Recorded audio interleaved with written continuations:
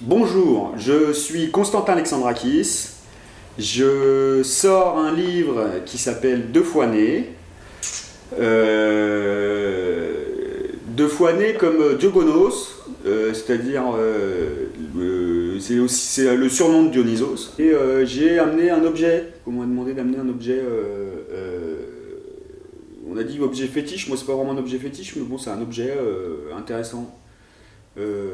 Que j'ai fait à un moment où j'ai fait un CAP de charpentier. Et c'est une maquette d'un voilà l'objet. Hein. Pour comprendre comment ça marche, c'est donc là il y a le toit, hein, comme ça, qui paraît comme ça, et c'est le toit de la fenêtre qui sera posé sur le toit. Donc c'est un toit de toit, si on veut.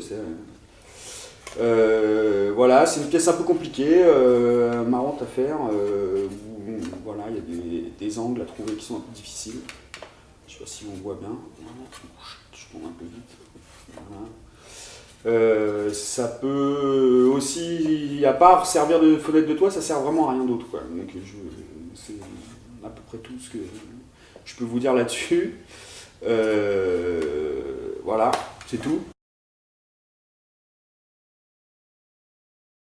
Créateur des premières images divines, inventeur de la charpenterie et d'instruments techniques indispensables à sa réalisation, la scie, la hache, le fil à plomb et la tarière, ingénieur réputé, Dédale est un Athénien enfui d'Athènes après avoir précipité du haut de l'acropole son neveu Talos, artisan génial et précoce dont il était jaloux.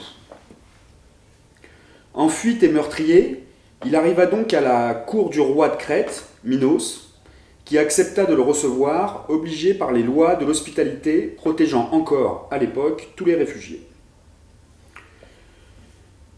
Dédale s'intégra tout de suite très bien dans son nouveau pays, et il semblerait qu'il eût passé son temps dans les cuisines, traînant avec le gynécée. Un beau jour, Pasiphaë, la femme du roi Minos, lui avoua être tombée folle amoureuse d'un taureau. Dédale s'offrit alors de lui fabriquer un costume de vache dans lequel elle n'aurait qu'à se glisser une fois le taureau attrapé par l'incroyable vraisemblance du subterfuge costumé. C'est ainsi que Pasiphaë tomba enceinte du beau taureau et que, quelques mois plus tard, elle donna naissance au Minotaure, le fils taureau du roi Minos. Celui-ci, à la fois horrifié et fasciné, ne put se résoudre à tuer le monstre, et il demanda à Dédale de trouver une solution au problème qu'il venait de créer. Soit dit en passant, Minos n'était pas encore instruit de la ruse de son artisan, et il prenait son pseudo-fils monstrueux pour une sorte de talisman apparu par magie dans le ventre de sa femme. Il faut dire que Minos éjaculait tristement des bêtes venimeuses, des serpents, des scorpions et des scolopendres depuis un moment déjà. Bon.